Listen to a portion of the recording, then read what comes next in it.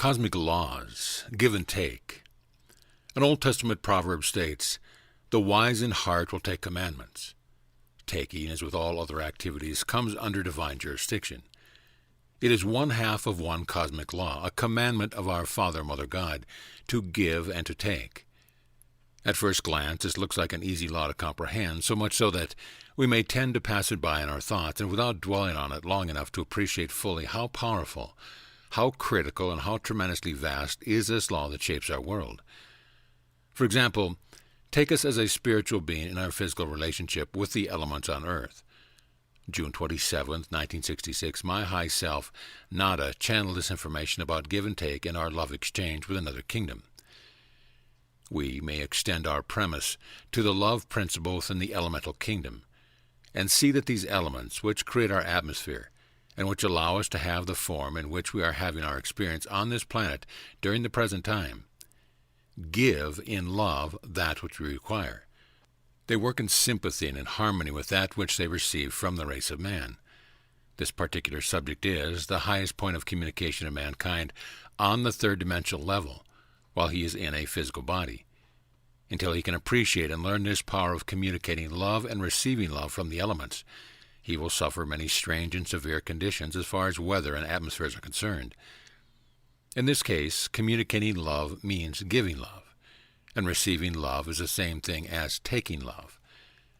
The communication indicates how critical the law of give and take is in fulfilling the law of love, no matter with whom or with what we are interacting. Just look at the current desecration of the temple we call planet Earth. It shows that man does not know how to love until he knows how to give and how to take.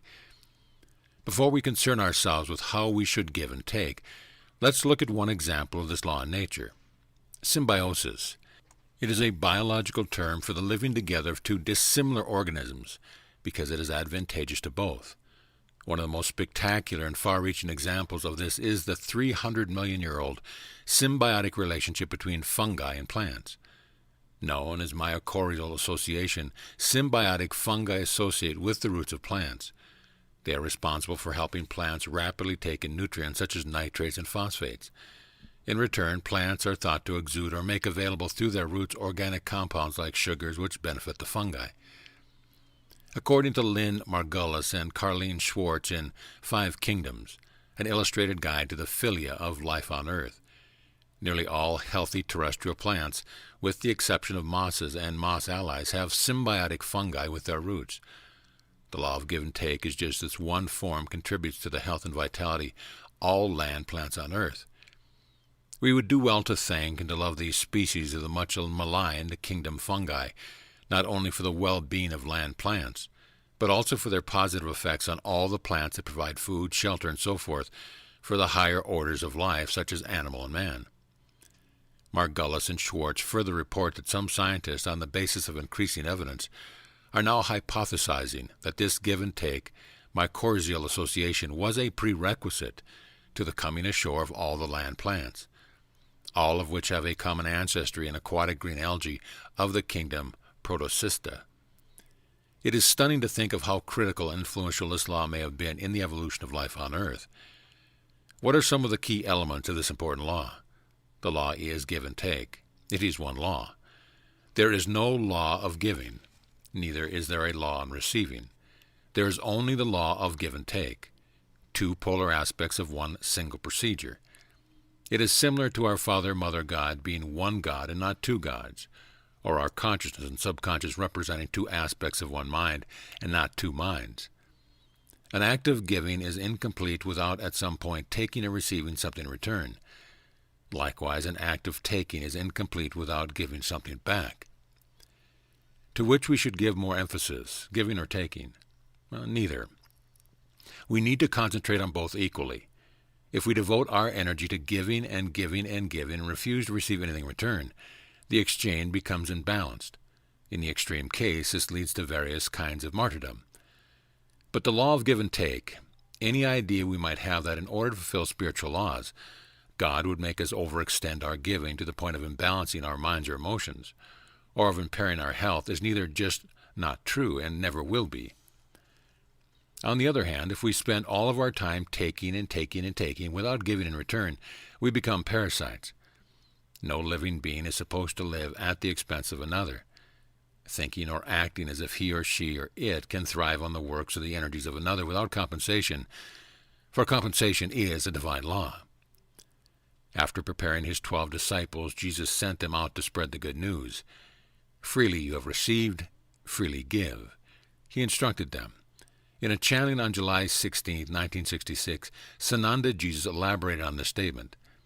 The law of divine truth is that you shall give what you receive, and then you will receive even greater, after having given that which was given first unto you in the name of goodness, in the name of truth, in the name of love. God's example is this: give first and receive second. The law is give and take, not take and give. Yes, we first have taken from God, but that doesn't mean we are to take first from others. In order to live up to our I am nature, to act in God's image and likeness, we need to give first like God. Then we'll receive as God receives. Spirit receives from us when we give to others.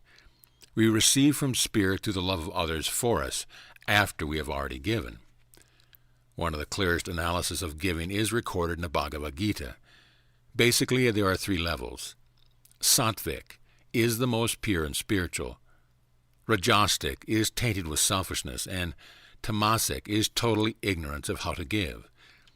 The Gita says, giving simply because it is right to give, without thought of return at a proper time in proper circumstance, and to a worthy person, is sattvic giving. Giving with regrets or an expectation of receiving some favor or of getting something in return is rajasic. Giving at an inappropriate time, in inappropriate circumstance, or to an unworthy person, without affection or respect, is tamasic. In giving more consistently and divinely, it helps to remember that when we give to another, we are giving to Spirit as well. So how shall we take? One of the main cautions given by spiritual masters throughout history is not to be selfish. Take only what is needed. Gautama Buddha said, "Do not turn away what is given you, nor reach out for what is given to others, lest you disturb your quietness. Give thanks for what has been given you, however little, be pure, never falter." Lao Tzu states, "He who knows that enough is enough will always have enough." In the Sermon on the Mount, Jesus teaches us to pray, "Give us today our daily bread." We are to ask Spirit to give us what we need from day to day, not to give us what we need for the rest of our lives right now. To give and to take acceptably takes a good deal of practice. Perfect giving requires perfect taking. Perfect taking or receiving necessitates perfect giving. Our exchange with God, mankind, and nature can only be as pure as the location of our exchange, our mind, body, and soul. This is the temple site wherein all our commerce is conducted with others and with God. One of the first things Jesus did upon returning to Jerusalem for the last time was to chase out money changers, buyers and sellers, who turned the temple of God into an exchange of materialism. Let us now ask Spirit to assist us in the race of man to clear our temple, to clean up the table that is our conscious and subconscious mind, our emotions and our soul memories, so that we first can receive purely from Spirit. On our table let there be bread and wine. The Christ within us says, "Take, eat, this is my body." So let us incorporate Corpus Christi, the body of Christ, the light body, into our mortal expression. The Christ also says, "Take, drink all of it, all of you. This is my blood in the New Testament, which is shed for many." That is, let our hearts take the laws of life, take God's commandments, take His or her divine love, so that our giving will be as our Creator's. God is eternal. Our relationship with Spirit and its children is eternal. Therefore, let us be wise and take commandments, and let us give forevermore.